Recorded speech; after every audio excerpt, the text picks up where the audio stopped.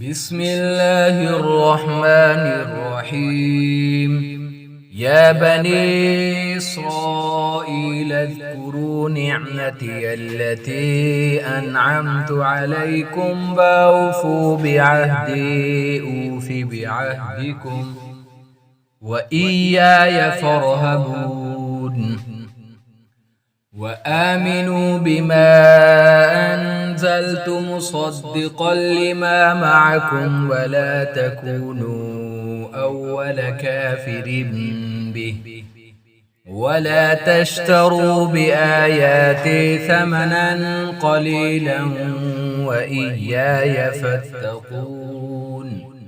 ولا تلبسوا الحق بالباطل وتكتموا الحق وأنتم تعلمون. وأقيموا الصلاة وآتوا الزكاة واركعوا مع الراكعين. أتأمرون الناس بالبر وتنسون أنفسكم وأنتم تتلون الكتاب أفلا تعقلون. واستعينوا بالصبر والصلاة وإنها لكبيرة إلا على الخاشعين الذين يظنون أنهم ملاقو ربهم وأنهم إليه راجعون. يا بني إسرائيل اذكروا نعمتي التي أنعمت عليكم وأني فضلتكم على العالمين. واتقوا يوما لا تجزي نفس عن نفس شيئا ولا يقبل منها شفاعة ولا يؤخذ منها عدل ولا هم ينصرون. وإذ نجيناكم من آل فرعون يسومونكم سوء العذاب يذبحون أبناءكم ويستحيون نساءكم وفي ذلكم بلاء من ربكم عظيم.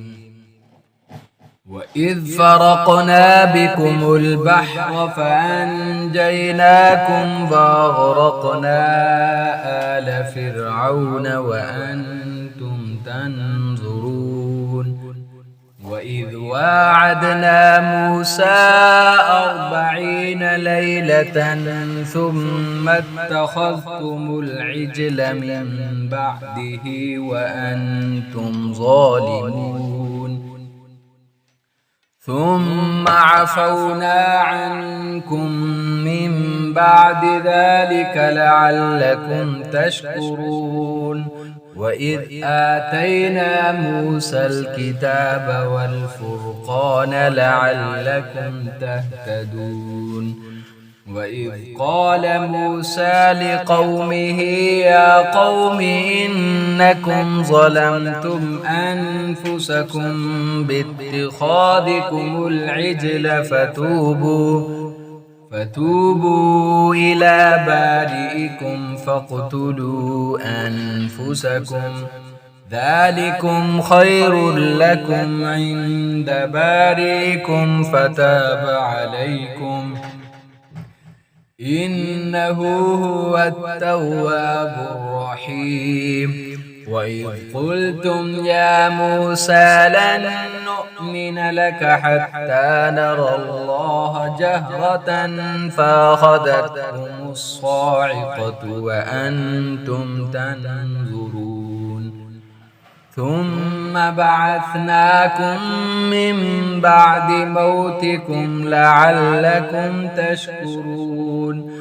وظللنا عليكم الغمام وأنزلنا عليكم المن والسلوى كلوا من طيبات ما رزقناكم وما ظلمونا ولكن كانوا أنفسهم يظلمون وإذ قلنا ادخلوا هذه القرية فكلوا منها حيث شئتم رغدا وادخلوا الباب سجدا